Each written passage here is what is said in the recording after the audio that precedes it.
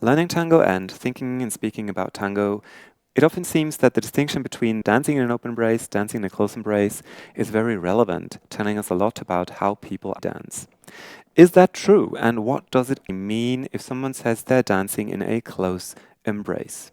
Defining a close embrace was actually a little more complex than we initially thought. There are quite a few embraces which can, by all rights, claim to be close without telling us anything about how to dance tango in those embraces. In order to make this point clearer, we're going to dance the same sequence with different embraces, only one of which is really open, and then having a look at how we need to adapt our footwork in a slight way in order to accommodate those different embraces. First, we're going to show you the sequence danced in an open, flexible embrace with a lot of distance between us. Like in a lot of our explanations, we're using the left turn initiated from this walking position. We're then changing the direction of the turn, moving clockwise, getting back into the line of dance. So what we have from the follower's perspective is an open step, a back cross, an open step, a front cross, a pivot, a front cross, another pivot, an open step, and the end of the basic step. Now, looking at the couple from behind, you can notice that dancing with such large distance between us, my right hand is on her left shoulder blade.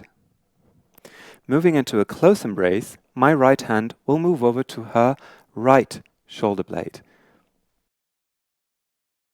What happens if we start dancing the same sequence with my right hand placed on her right shoulder blade?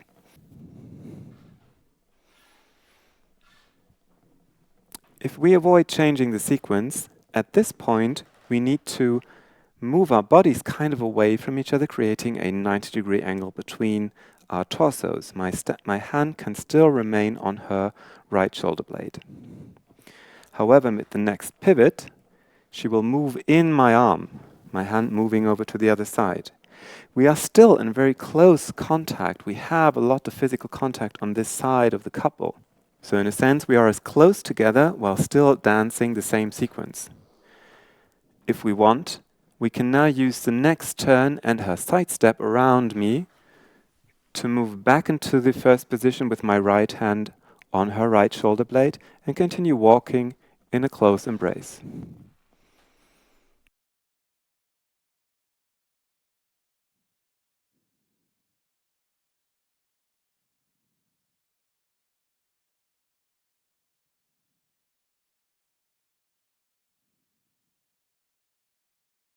If we allow ourselves to move within the embrace, it is possible to dance the same sequence in very close contact with very little space between us, a lot of physical contact without changing the sequence at all.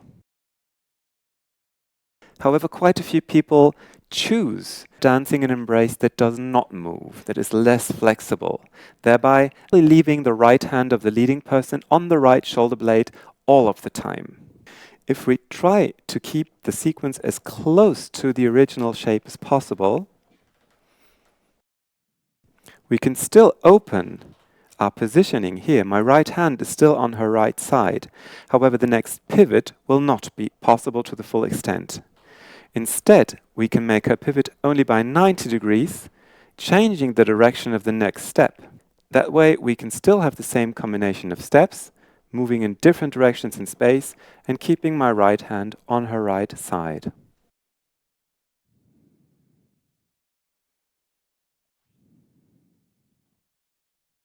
Again, with a little more flow.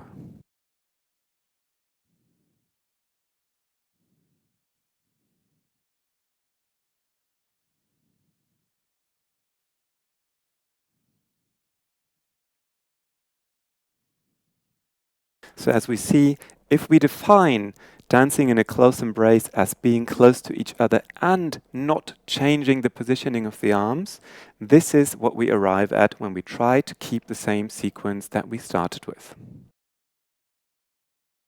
However, we can go still further, defining close embrace as not just keeping the positioning of the hand exactly the same, but keeping the positioning of the torsos in relation to each other also exactly the same. So that if we start facing each other and having a lot of contact with the whole torso, we want to keep dancing like that for the whole time. Sticking to this kind of definition of the close embrace, we will end up using what we call the milonguero technique, in which we're standing really facing each other, parallel chests, my arm around her, right hand on her right side. We have a lot of physical contact, and we can dance like that. Now let's have a look at how the sequence changes if we use this kind of embrace. Because we want to stay as close as we are now, she cannot really rotate her hips away from me. So instead of rotating, she keeps her hips facing in my direction and uses a foot cross instead of the forward step to remain with me and change the direction of the couple. Here, we can keep walking, turning, and arrive back in the line of dance. Supplanting foot crosses for some of the forward and backward steps. In this sequence, we will have to change only one forward step by the following person into a forward foot cross. So danced at a realistic speed, the sequence will look something like this.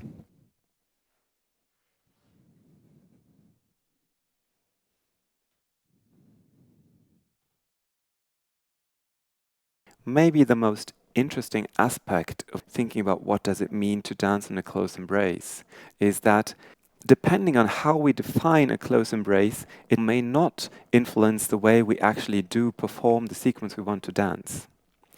The only embrace that really has a strong impact on how we move, our technique, the way we move, the way we step, the way we actually build our sequences, is the strongest definition of staying parallel to each other, not changing anything in the embrace.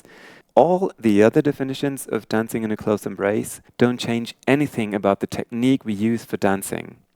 Be it that we have this 45-degree angle and my right hand stays on her right side, or simply performing the same sequence again with less distance between us. This leaves us with the idea that whether we dance in a close embrace or not is actually way less important than deciding on whether we want to move the hips in the direction of the dance or whether the hips of the following person should always point to the partner, leaving us with this super stable, very close, quiet embrace. So the relevant decision is not whether we dance in an open or close embrace. That changes basically nothing. The relevant question is, do we use the milonguero technique or do we use the flexible open style technique?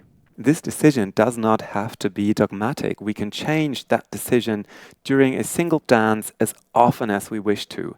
Both of these techniques offer their own advantages, both have their specific qualities, both can create very nice movements and dynamics. As far as we're concerned, you should definitely learn both and try to mix them and match them as well as possible, as much as possible, to create a nice connection with the music and creative dances.